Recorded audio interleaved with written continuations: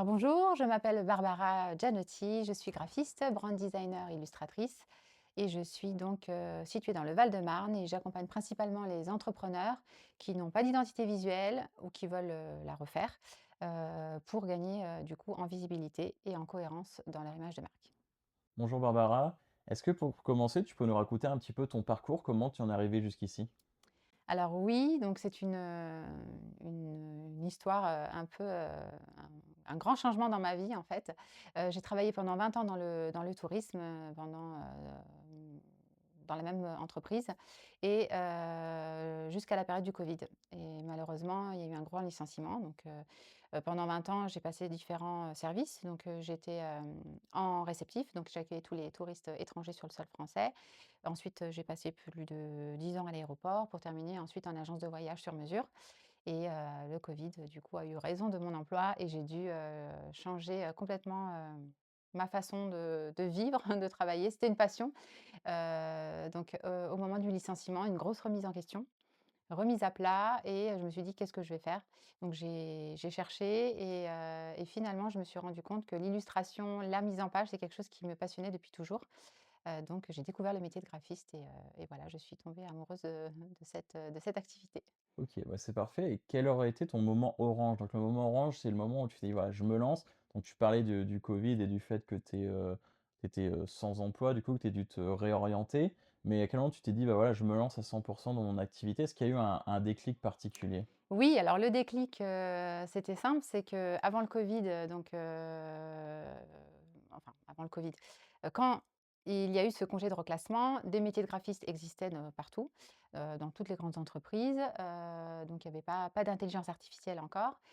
Je me suis lancée donc 2 ans dans cette reconversion, mais avec le covid, c'était aussi à distance, donc il y avait pas de présentiel et au bout de 2 ans, je j'arrive sur le marché du travail et toutes les offres d'emploi que j'avais, vues auparavant, il y en avait plus.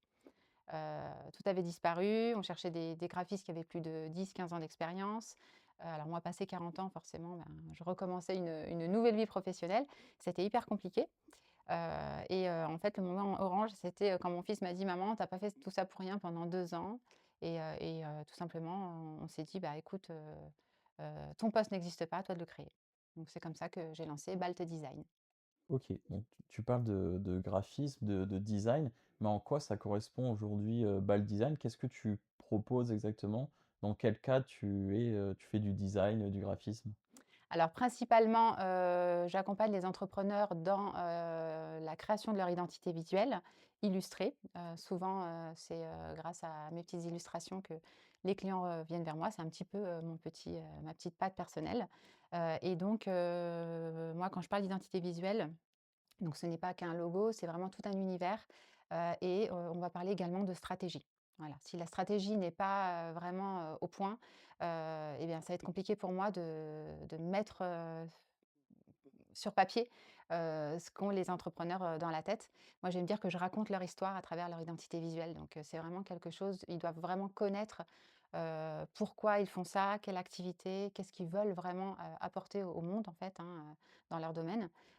Et pour ça, j'ai même mis en place, un livret d'accompagnement, donc le BALT livret, qui permet du coup de poser toutes les questions, et c'est une grosse remise en question pour eux et tant pro que perso. Parce que du coup, voilà, c'est vraiment se connaître soi-même et à partir de là, on va pouvoir travailler, sereinement et collaborer, pour, heu, pour trouver vraiment la petite chose qui fait la différence. OK, et en quoi ton expérience dans le tourisme a pu t'aider dans ta nouvelle carrière? Est-ce qu'il y a des choses qui t'ont servi? Oui, alors complètement, bah, le côté, commercial en fait. Moi j'étais pendant, 20 ans, au contact de clients, donc c'est vrai que, du coup tout ce qui est relation client, bah, ça m'a beaucoup aidée. On dirait pas comme ça parce que c'est 2 mondes complètement différents, mais finalement il y a ce côté, multitâche aussi parce que du coup, même en agence de voyage en fait on était hyper polyvalent. Il y a le côté sur mesure, moi j'étais principalement, dédiée au voyage sur mesure, donc ça pouvait être un autotour aux États-Unis ou au Vietnam, enfin voilà, donc c'était vraiment, être à l'écoute du client, comprendre ses besoins et essayer de répondre à ses besoins, le mieux possible et donc c'est ce que je mets en fait au quotidien, heu, en place pour mes clients. Super. Est-ce que tu as besoin d'une formation particulière, pour te réorienter ou tu avais cette passion du dessin peut-être? D'ailleurs, est-ce qu'il faut savoir dessiner pour être, Non. designer, graphiste? Non, là, j'interviens dans une académie de formation justement, où j'ai peut-être des graines de graphistes qui veulent peut-être, étudier le graphisme et je leur dis: «Non, vraiment, il y a des ce n'est pas obligatoire de savoir dessiner». Moi, c'est vraiment mon petit côté, heu, différenciant, on va dire. Mais non, on peut très bien, faire des identités visuelles, des logos sans savoir dessiner. Moi, c'est mon petit truc en plus et comme c'est une passion, c'est vrai que ça me permet aussi d'allier les 2. Et pour la formation, oui, j'ai essentiellement, pendant 2 ans, appris, tous les logiciels en fait, dédiés au graphisme. Donc pour tout ce qui est illustration vectorielle, retouche de photos, voilà, mise en page, ce genre de choses et je me suis également formée à la création de sites internet. OK. Comment tu définirais ton univers créatif et ce qui te différencie des autres graphistes? Eh bien, je dirais, le dessin. Alors le dessin par, l'illustration comme je vous ai dit, souvent voilà, j'essaye d'apporter une petite touche, poétique, en fonction des activités, hein, bien sûr, des clients. Là, j'ai eu encore un client qui souhaite, un dessin particulier parce qu'il est aussi, sponsor dans le domaine de la moto, par exemple. Donc c'est vrai que voilà, c'est pour ça que c'est ça qui fait un petit peu la différence et je dirais aussi, le côté stratégie. Parce que voilà, je ne crée pas des logos pour créer des logos. Comme je vous disais, c'est le côté stratégie et humain que je veux mettre en avant. OK. Selon toi, pourquoi l'identité visuelle est-elle un levier essentiel de visibilité aujourd'hui? Alors, on sait que le marché est tendu, qu'il y a beaucoup de concurrence et peu importe, les activités, hein, n'importe, domaine, n'importe quel domaine et je trouve que ça va permettre de sortir du lot. Donc, on va pouvoir nous reconnaître plus facilement. Heu et c'est pour ça quand je tends vers l'illustration, c'est parce qu'en fait, je propose aussi des petits pictogrammes, des choses qui peuvent rappeler l'identité visuelle sans pour autant avoir le logo. C'est cette cohérence en fait qui va permettre, à chaque entrepreneur de se démarquer, donc de pouvoir communiquer, sur tous les canaux dont il a besoin. Mais c'est vrai, c'est vraiment ça qui va faire la différence. Avec un logo, on va pas forcément, bien loin. J'ai même eu, lors d'un atelier, une cliente, qui m'a demandé: «J'ai un logo, mais je ne veux pas le mettre sur mon flyer» et tout simplement, je lui ai dit: «Mais pourquoi? C'est dommage parce que tu en as un, je vois pas il y a pas aucun intérêt de pas l'utiliser» et tout simplement parce qu'elle n'avait pas de déclinaison de logo, elle en avait qu'un seul et elle disait que ça prenait trop de place. Donc du coup, elle voulait, enlever son logo pour, le message qu'elle mettait dans son flyer, mais c'était, un peu contradictoire donc voilà, c'est vraiment ce côté, cohérence, et reconnaissance, se démarquer de la concurrence aussi, c'est hyper important. OK et tu m'as parlé de concurrence. Oui. Alors c'est un métier aujourd'hui qui s'est beaucoup développé sur les 15-20 dernières années. En plus, il y a l'IA qui arrive, dedans. Comment tu gères aujourd'hui, d'un côté l'arrivée de l'IA et en même temps la concurrence qui est assez rude sur le marché? Alors moi, je suis basée dans le Val-de-Marne, donc je me focalise essentiellement sur, mon bassin, enfin mon territoire. Et je pense que le réseau aussi, le côté humain fait toute la différence, en fait. C'est vraiment s'impliquer, auprès de personnes qui sont sur mon territoire. Ça va me permettre de me faire connaître localement et c'est comme ça que j'arrive, en fait, à sortir du lot, on va dire, en donnant des ateliers, bénévoles dans certaines structures d'accompagnement pour pouvoir, guider un petit peu. Moi, je veux en fait, faire gagner du temps aux entrepreneurs sur certaines, étapes, qu'ils aient au moins les bases. Comme ça, quand ils arrivent face au fait accompli, ben, ils savent à peu près, quoi faire. Donc c'est un petit peu comme ça, moi, c'est vraiment le côté pédagogique que j'aime. De toute façon, c'est la transmission, c'est essentiel pour moi. Donc c'est comme ça que en fait, j'arrive à sortir un petit peu, heu, de ce côté, concurrence, d'une part. Et puis oui, je m'investis beaucoup dans des clubs d'entrepreneurs aussi. Donc finalement, en fait, quand ils ont une graphiste, qui est inclus dans leur club, c'est plus simple pour eux que d'aller, comparer. Puis après, il y a le bouche à oreille, enfin voilà, il y a beaucoup, le réseau fait beaucoup. OK et du coup concernant l'IA? Et concernant l'IA, c'est ce que je dis, aux apprenants là que je rencontre, il faut pas en avoir peur. Il faut quand même, se tenir, informé de son évolution parce que ça va tellement vite que si on rate, le coche, je pense que ça va être hyper compliqué ensuite de rattraper tout ça. Mais, il faut travailler avec, dans le sens où, peut-être le considérer comme un assistant, mais pas qu'il nous remplace justement. Voilà, donc c'est un peu l'idée. J'avais assisté à un petit déjeuner où, justement on prenait la création d'un logo, en 5 minutes avec l'IA. Heu, en fait, non, pas du tout. C'est pas du tout adéquat. Déjà, il y a des choses par rapport, au côté juridique, en fait. Le logo ne nous appartient pas. On peut se retrouver un logo que tout le monde a, parce qu'en fait, l'IA reprend, toujours, les mêmes éléments et d'ailleurs, on retrouve plein alors je vais m'amuser des fois, hein, sur les sites, pour regarder un petit peu et c'est toujours les mêmes éléments qui ressortent. Il y a aucune personnalisation, ça raconte pas d'histoire, ça il y a pas d'émotion, enfin, voilà, moi, ça, je joue beaucoup là-dessus. Après, rien n'empêche que oui, j'ai des clients qui m'ont demandé, pour des illustrations, d'utiliser l'IA pour des illustrations de fond, parce que, voilà, c'était plus rapide, ça rentrait pas forcément dans le budget d'avoir des illustrations personnalisées. Donc voilà, après, il faut s'adapter aussi à la demande du client, heu, mais voilà, il faut faire attention quand même sur la partie, juridique principalement et heu et puis ne pas se retrouver avec un logo que tout le monde peut avoir. Ouais et puis généralement, j'ai l'impression que sur les grosses marques, ils évitent quand même parce que, c'est assez mal vu quand même et qu'il y a eu, avec l'arrivée de ChatGPT, Oui, ces logos qu'on a vus absolument partout et ça souvent sur les réseaux sociaux, ça a très vite, fait le tour. fait le tour, décrié ce genre de Ouais, choses. Alors qu'effectivement, comme tu dis, si c'est juste un outil, je pense que, je sais pas, par exemple, tu as un petit détail que tu as pas en dessin, mais que tu fais avec l'IA, je pense que c'est beaucoup moins gênant que oui, vraiment, juste le logo, on en a vu plein. Après on peut comprendre aussi que des personnes n'aient pas forcément les moyens de passer par un graphiste et cetera et que, juste, je sais pas, pour un food truck, ils aient besoin d'un logo et je pense qu'on en a vu plein comme ça, des trucs un oui, peu dans la food avec des logos, tu vois la qui se frite, le ressemblent. burger, c'est exactement le même Oui, partout. Mais d'un côté, ça peut se comprendre.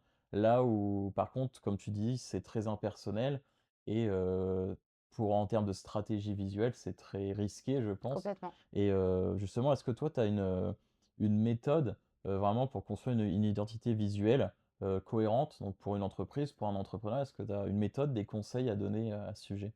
Alors moi, principalement, quand je démarre une identité visuelle, avec un de mes clients, généralement, donc déjà, ils ont le BALT livret, hein, qui est le livret, d'accompagnement, qui leur permet du coup de se poser toutes les questions. On va parler de la concurrence, on va parler des couleurs, est-ce qu'ils ont vu des types d'écriture? Qu'est-ce qu'ils aiment pas?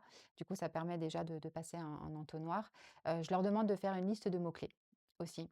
Tous les mots-clés qui sont liés à leur activité ou qui leur ressemblent, hein, principalement. Et de toute façon, en fait, ces mots-clés leur serviront s'ils font un site internet derrière. Voilà, moi j'ai une vision à 360 déjà, donc je leur demande d'aller loin dans dans leur analyse, de lister aussi tous les supports de communication dont ils auront besoin. Ça, c'est hyper important, parce ce qui va permettre ensuite de proposer les déclinaisons adéquates du logo. Voilà, parce qu'en fonction du support utilisé, on va pas forcément utiliser la même déclinaison. Ça va me permettre de savoir s'ils ont besoin de carrousel sur LinkedIn, par exemple, d'une bannière. Voilà, et de commencer un petit peu à me projeter sur l'ensemble des supports de communication. Et ensuite, à partir de là, donc, on se refait un petit brainstorming après le BALT livret. Et puis je mets sur le je crée une planche d'inspiration déjà, tout d'abord, pour voir si j'ai compris l'univers du client, les couleurs, ça peut être des textures, voilà, que c'est pour valider un petit peu la piste créative. Ensuite, je passe sur la partie esquisse, donc crayon et papier. Voilà, je passe pas directement au digital. Pour moi, il y a vraiment ce côté, authentique en fait que je garde, et à partir de là, j'envoie les esquisses au client et il va me dire, en fait, j'aime bien celui-là, celui-là ou un mix des 2. Voilà, en fait, on valide étape par étape parce que si on va trop vite, on ne saura pas à quel moment on a loupé peut-être quelque chose et ensuite, à partir du moment où il a choisi ses pistes créatives, on va développer peut-être, 1 ou deux pistes en digital pour aller vraiment jusqu'au bout. Alors des fois, le client me dit, «Ah ben j'aimerais bien voir ci, comme ça». Ben, je dis: «OK, on va jusqu'au bout parce que j'ai besoin, qu'on on voit les choses concrètement et qu'il se rende compte lui-même que ça ne fonctionne pas». Voilà, on est vraiment sur cette démarche-là. Moi, je parle de collaboration. J'ai mis en place un espace Notion là depuis la rentrée, où justement je mets toutes les informations. Tout est centralisé sur sa page, Notion. Comme ça, en fait, il n'est pas perdu dans ses mails, tout est classé et c'est vraiment quelque chose, ouais, de stratégique. On va par étape, on valide. On voit les supports de communication, on adapte, voilà, on fait des allers-retours et je m'adapte en fonction s'il veut des visios toutes les semaines ou pas. Je parle de collaboration plus que de relation, client-fournisseur, en fait. OK. Donc, l'identité visuelle, c'est vraiment quelque chose de très important pour la visibilité, Oui, dans ce cas. oui. Est-ce que tu as des exemples de, je sais pas, d'entreprises ou d'entrepreneurs que tu as pu accompagner et d'à quel point, après avoir refait leur charte graphique, leur identité visuelle, ça a pu augmenter en visibilité? Alors, par exemple, j'ai accompagné une personne qui est accompagnatrice dans le deuil, lors d'un événement, on n'avait pas eu le temps de discuter, la soirée passait tellement vite, on s'est dit: «Bon, on se rappelle, on se donne nos cartes de visite». Et bon, elle m'a tendu sa carte, j'ai tendu la mienne et quelques jours après, elle me contacte, elle me dit: «Bah, en fait, je me rends compte que mon logo ne se voit pas, sur la carte». J'ai tilté quand j'ai vu la tienne, je me suis dit: «Il y a quelque chose à refaire». Et en fait, c'est vrai que son logo, bon, après voilà, elle l'avait fait sur Canva pour commencer, donc c'est très bien. Comme on disait, on n'a pas toujours les moyens de débuter avec, une identité, graphique, mais en fait, bah, les couleurs n'étaient pas assez visibles, c'était pas une qualité qui se voyait sur la carte. Et donc ça à partir de là, ça lui a fait, comme un tilt en fait. Et ce qu'on a fait, c'est qu'on a tout repris et maintenant en fait, ses vidéos sont beaucoup plus cohérentes. Elle a sa petite pastille, on sait en fait que c'est elle. Donc elle est beaucoup plus, reconnaissable. Elle a gagné en visibilité sur ses supports de communication et ce qui lui a permis aussi de développer son site internet. Parce que sans identité visuelle, claire, sans couleur claire, en fait, la visibilité ne se voyait pas du tout à travers son site. Donc, il y a cette partie-là aussi qui, comme on disait tout à l'heure, lister les supports de communication dont on a besoin et on se rend compte que d'une identité visuelle, en fait, on part sur différentes, possibilités ensuite pour, gagner en cohérence et en visibilité, dans son activité. OK. C'est quoi les erreurs les plus fréquentes que tu vois chez des entreprises, généralement? Alors, qu'est-ce que je vois? Bah, c'est la cohérence, principalement. La cohérence, c'est-à-dire, quand on démarre, le projet, on va avoir des couleurs, on va avoir des typographies, on va avoir un style peut-être graphique, et de temps en temps, voilà, je propose des audits dans mes associations là, dont je fais partie et en fait, on se rend compte que, par exemple, sur LinkedIn, heu, aujourd'hui, il y a un carrousel, de telle couleur, telle écriture et puis en fait 2 jours après, ça va être, des couleurs complètement différentes, d'autres écritures, pas de logo. Donc en fait, si je tombe sur ce carrousel-là, et bien je ne saurais pas que c'est, l'entreprise en question. Parce qu'en fait, voilà, il y a cette cohérence qui n'existe pas. L'erreur, alors j'appelle pas forcément une erreur, mais comme on disait quand on débute, on fait peut-être un logo, rapide ou sur l'IA ou sur Canva parce que, bah, on a besoin quand même, hein, de quelque chose et finalement, on se rend compte que c'est pas de la bonne qualité. Donc j'ai déjà vu encore des kakémonos là dans des salons où le logo il était, pixelisé. Parce qu'il y a des formats, spécifiques en haute définition qui vont permettre d'étendre le logo et d'avoir quelque chose de net. Donc ça, c'est les 2 erreurs principales et ensuite il y a tout ce côté stratégie. C'est vrai que pareil lors d'un atelier, c'était comment communiquer efficacement sur un support de communication, parce qu'il y a trop de messages dans un même support de communication. Donc, voilà, je leur ai donné une petite fiche pratique, déterminer, l'objet de votre support. Donc c'est un support, un message, mettre bien des appels à l'action aussi. Est-ce que je prends rendez-vous? Est-ce que c'est pour une conférence? Est-ce que c'est pour, je ne sais pas, offrir un audit, que sais-je? Mais voilà, c'est vraiment cette partie-là qu'il faut, aussi, sur laquelle il faut faire attention. OK. Est-ce qu'il y a, un projet dont tu es particulièrement fier ou une collaboration en particulier? Alors, j'en aurai même 2 cette année, enfin en 2025. Alors une, pendant toute l'année, j'ai, été graphiste bénévole pour un salon dédié à la RSE qui a eu lieu en décembre dernier. Donc, c'était un gros travail, avec une équipe, mais, je me suis occupée principalement de, bah, tous les supports de communication, du t-shirt des étudiants qui étaient sur place, aux flyers, au portail exposant, aux différents panneaux et affichages.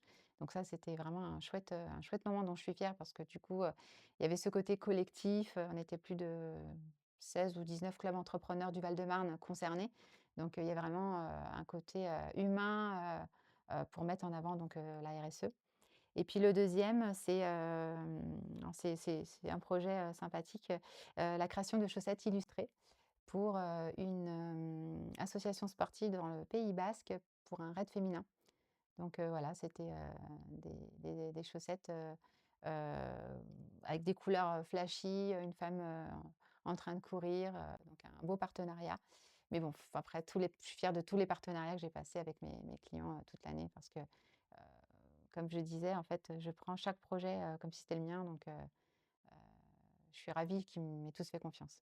OK. Selon toi, une identité visuelle, est-ce qu'elle a une, durée de vie dans le temps? Et est-ce qu'il y a une fourchette à peu près, où l'entreprise devrait, refaire son identité visuelle, je sais pas, tous les 3 ans, 10 ans? Ouais, alors c'est souvent une question qu'on me pose, je dirais une dizaine d'années. Après, bah, là justement j'ai une cliente qui doit faire une branche différente de l'entreprise, familiale, on va dire, et cette identité n'a pas été changée parce qu'en fait, elle a déjà ses clients, elle est déjà connue, donc finalement, eux, ils n'ont pas forcément, l'envie ou le besoin de la changer. Maintenant, je dirais que ça dépend aussi de l'activité, et c'est aussi une remise en question, j'ai déjà eu des personnes qui se sont, remis en question au bout de 3-4 ans en se disant: «En fait, non, ça ne me correspond plus». Donc je dirais oui, une dizaine d'années en moyenne, mais après je pense que c'est aussi personnel, parce que comme je disais tout à l'heure, c'est vraiment le message qu'on véhicule. Donc si on change complètement notre façon de voir notre activité, qu'on on change notre stratégie et que l'identité ne nous correspond plus, je pense que là, il y a un travail à faire. Mais voilà, donc je dirais que c'est un peu aussi personnel. OK. On voit souvent que les tendances, elles changent quand même. Récemment, on a, sur les 5 dernières années, je crois, toutes les grosses boîtes qui ont refait leur logo, beaucoup plus moderne. Je pense à Decathlon Oui. notamment, Dacia qui a changé totalement de DA. Est-ce que tu penses qu'on reviendra, un jour à l'ancienne ou justement ça va continuer à être encore plus «futuriste» entre guillemets?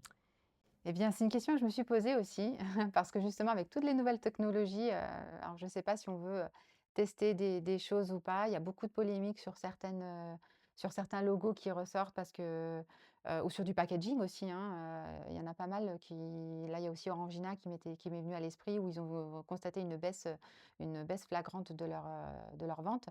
Je ne sais pas, mais la tendance, j'ai l'impression que oui, il y a ce côté, on a envie de tester de nouvelles choses. Mais moi, c'est vrai, mon côté à moi, c'est le côté authentique. Donc peut-être que ça changera, mais c'est pas d'actualité pour moi. Mais je pense que vraiment là, il y a une tendance, mais ça va de pair avec l'IA, j'ai l'impression aussi. Hem, Après là, j'ai lu, récemment, des choses sur, justement le logo de Decathlon, où il y en a, voilà, ils s'y retrouvaient plus. Ils s'y retrouvaient plus, mais en même temps, c'était comme on disait des marques historiques. Donc c'est vrai que, rester sur quelque chose, d'ancien, bon, je peux comprendre que les entreprises aient envie de se renouveler.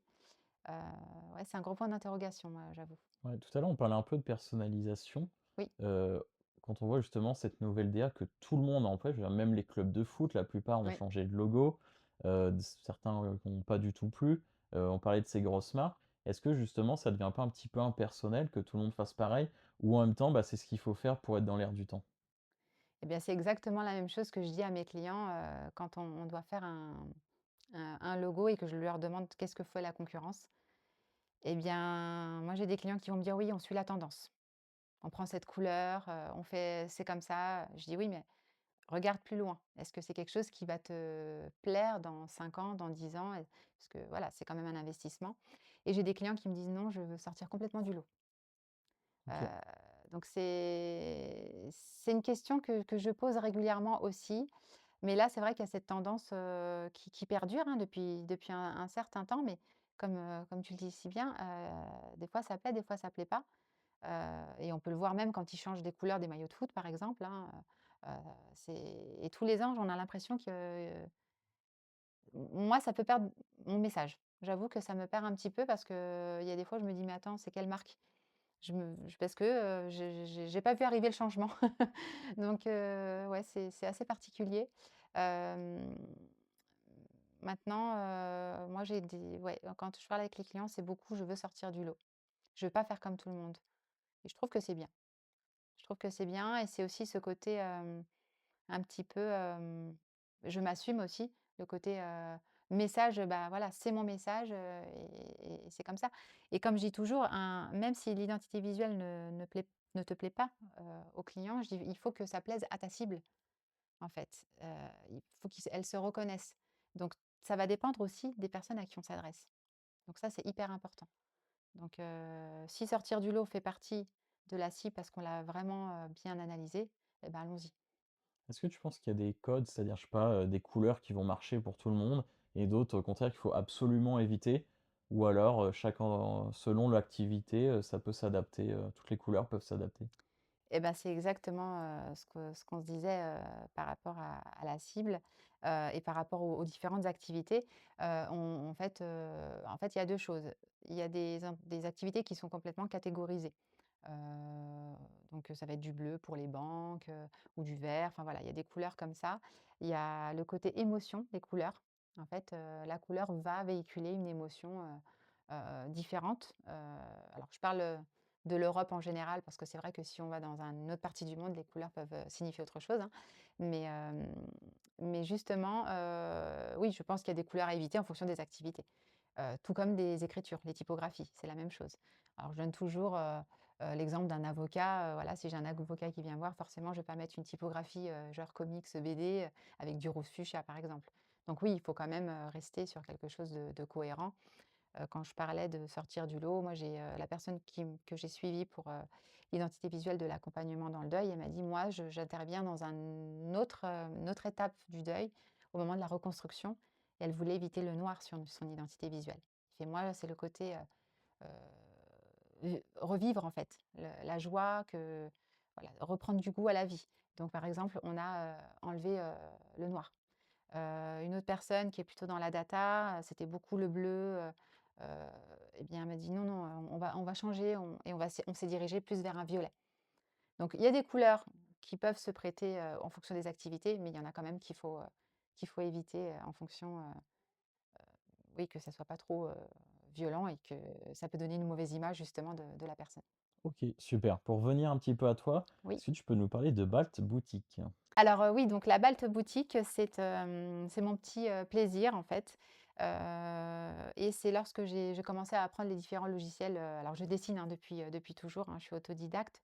En fait, je prends réellement des cours depuis 2 3 ans, et quand j'ai découvert l'illustration vectorielle, en fait, je m'amusais, à prendre en main le logiciel, et c'est là où en fait, bah, voilà, j'ai laissé, j'ai laissé cours à mon imagination. Du coup, l'illustration Ode à la femme était une des premières illustrations que j'ai proposées, et que j'ai en fait déclinées sur des tote bags que j'ai offerts, à ma famille. Et c'est de là que m'est venue, je me suis dit: «Ah mais ouais, mais en fait, pourquoi pas? Ça peut être une autre branche de Balt Design». Et donc maintenant, voilà, je propose, des illustrations, issues, voilà, de mon imagination, en rapport avec mes voyages, avec, bah, ce que j'aime en fait, en général, toutes mes passions dans la vie, et je les décline, sur des, tote bags, des mugs, des affiches. Je participe, à des marchés créateurs, des boutiques éphémères, et ce qui me permet du coup, de rencontrer, bah, des gens en fait. J'ai besoin d'être au contact, de clients, et de partager en fait cette passion, d'illustration. OK. Quelles sont tes ambitions, tes objectifs pour Balt Design dans les années à venir? Alors, il y a une nouvelle tournure qui est en train de se dessiner, mais que j'avais, envie, d'exploiter déjà dès le début, que j'avais déjà listé dans, donc ça prend la bonne voie, de devenir formatrice aussi, de proposer des formations. Donc, je suis en lien avec plusieurs, académies de formation pour accompagner du coup des personnes, dans le graphisme. Donc, voilà, les guider en fait dans un projet, détailler un brief, et décliner des identités visuelles pour des entreprises. Et également dans la communication, comme je disais tout à l'heure, j'ai une vue à 360. Donc voilà, quand si je parle d'identité visuelle, c'est vrai qu'ensuite, je trouve que mon activité est assez, transverse, parce que du coup, finalement, quand on parle d'identité visuelle et qu'on me dit: «Bah, tiens, je veux faire un site internet», bah, forcément, site internet, il y a la partie juridique qui rentre aussi en compte. Voilà, il y a toute cette partie-là, il y a la partie SEO, donc on parlait de mots-clés tout à l'heure, donc c'est vrai que j'ai envie d'inculquer ça, en fait, aux entrepreneurs, et de proposer des ateliers, pour qu'ils aient au moins les bases. D'autre part, j'aimerais bien développer un e-book, avec, des astuces pour l'entrepreneur qui se lance, justement toujours dans l'idée de faire gagner du temps. C'est-à-dire, voilà, je démarre, qu'est-ce que je dois faire pour, gagner en visibilité? Et pourquoi pas, voilà, à la fin, lister des partenaires, que la personne pourra contacter directement, des personnes que je connais bien sûr, hein, en qui j'ai totalement confiance et qui va lui permettre du coup de mener son projet, tranquillement, sereinement, sans avoir à perdre du temps, à aller chercher à droite à gauche, les informations. Donc voilà, c'est principalement ça les 2 directions que j'ai envie de prendre, en plus bien sûr d'accompagner, les entrepreneurs dans leur, visibilité, graphique. Super, bah, tu me parlais de conseils aux futurs entrepreneurs. Justement, si tu en avais un à donner à un entrepreneur qui se lance sur son identité visuelle, sur l'intérêt d'investir entre guillemets «directement» dessus. Alors ce qu'il faut voir, c'est que c'est un investissement à long terme, déjà. Qu'il faut absolument qu'il ait conscience, en fait, de l'importance de cette, identité visuelle, de cette, visibilité graphique, on peut dire. Dans le sens où, même si on démarre avec un logo, qui a été fait, comme on disait tout à l'heure, l'IA, Canva, pourquoi pas dans les 6 mois, le temps de se lancer. Mais après la difficulté, c'est que si on s'impose avec ce logo pendant des années, qu'on change, on risque de perdre tout le travail qu'on a fait, hein, pour prospecter. Donc, si on voit qu'on commence à avoir du réseau, avoir des clients, miser sur des identités visuelles, et justement moi dans ce cas-là, moi je propose des packs évolutifs, où on a un pack de démarrage pour avoir l'essentiel pour communiquer et au fur et à mesure que l'entreprise grandit, je m'adapte à la maturité de l'entreprise. On peut rajouter des options supplémentaires, ce qui va permettre, voilà, dans 1 an, ben, je vais démarcher des entreprises. OK, on va pouvoir, passer à des présentations pro. J'ai ça y est, j'ai bien développé mon offre et bien, pourquoi pas décliner des pictogrammes? Voilà, donc il y a toute cette partie-là. Donc vous voyez l'investissement, à long terme et vraiment faut pas, c'est vraiment, moi je dis que c'est vraiment primordial pour gagner en visibilité et se démarquer, en fait. Se démarquer, que ça soit sur les réseaux ou même d'avoir le plaisir d'être fier, en fait, de montrer sa carte de visite. Bah oui, voilà, ça c'est moi et puis, ne serait-ce que de voir le logo et se dire: «Ah oui, en fait, ça professionnalise aussi son activité», moi je dirais. Super. Quelle est ta plus grande fierté à ce jour? Ma plus grande fierté, c'est de ne pas avoir lâché parce que quand on est entrepreneur et d'avoir été salarié pendant près de 20 ans, c'est ce changement de statut. Honnêtement, je ne pensais pas être là encore, là, ça va faire 2 ans et demi, que je suis lancée. Je ne pensais pas, arriver à ce stade, parce qu'en fait, quand on est, chef d'entreprise, ben, on a une multitude de casquettes. Alors oui, tout le monde dit: «Oui, c'est la liberté», en plus, graphiste, illustratrice, ah bah, tu dessines, voilà, donc il y a ce côté-là, mais non, en fait, faut faut, faut faut persévérer, il faut faire preuve de résilience parce qu'en fait, bah, des bâtons dans les roues, on en aura tout le temps. Donc, oui, c'est vraiment s'accrocher et c'est vraiment quelque chose que je véhicule auprès des entrepreneurs aussi que quand je rencontre. Il faut croire en son projet parce que si nous-mêmes on n'y croit pas, personne ne pourra y croire à notre place et c'est vraiment, ouais, c'est cette fierté d'avoir mené, bah, le design jusqu'à là et j'espère que ça continuera. Super, moi je trouve ça hyper intéressant parce que tu montres un enfin, tu donnes un vrai message aux personnes peut-être qui sont, sous le salariat depuis plusieurs années, qui osent pas se lancer, parce que forcément, bah, au début en tout cas et même parfois pendant assez longtemps, on gagne moins d'argent, on a moins de stabilité. Mais au final, je pense que tu pourras en témoigner, mentalement et en termes de liberté d'esprit, tu es gagnante à 100 dans ce cas-là. Alors au début, peut-être au début non, forcément, parce que du coup, il y a une grosse implication, et les 2 premières années, surtout la première est assez difficile. Mais oui, c'est vrai qu'on s'organise, on organise notre planning comme on veut. Alors forcément, des fois je travaille le dimanche, des fois je travaille le samedi, je m'adapte, et par rapport aussi aux demandes de mes clients, hein, parce que voilà, j'aime bien être vraiment, voilà, je suis très organisée et je ne veux pas, leur faire perdre du temps, inutilement. Mais alors peut-être que, s'il n'y avait pas eu la covid, je serais peut-être pas là. Parce que, comme je disais, c'était un métier passion que j'avais aussi et en fait, ouais, peut-être que je me serais pas lancée dans l'entrepreneuriat, hein. C'est un mal pour un bien finalement.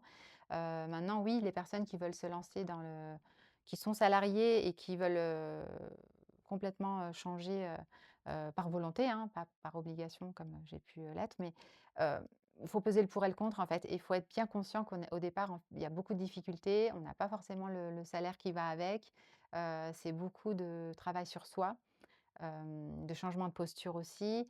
On est notre propre commercial, donc aussi faut pas avoir peur de sortir de chez soi parce qu'on n'a pas pignon sur rue où les gens passent la porte, donc c'est à nous d'aller vers les autres. Donc voilà, si on a conscience de tout ça et qu'on croit en son projet, et bien sûr, faut être, bien entouré aussi. C'est vrai que moi j'ai ma famille qui m'entoure et qui me soutient et qui croit en ce que je fais, donc c'est vrai que ça, c'est hyper important parce que tout seul, c'est beaucoup plus compliqué, tout comme le réseau.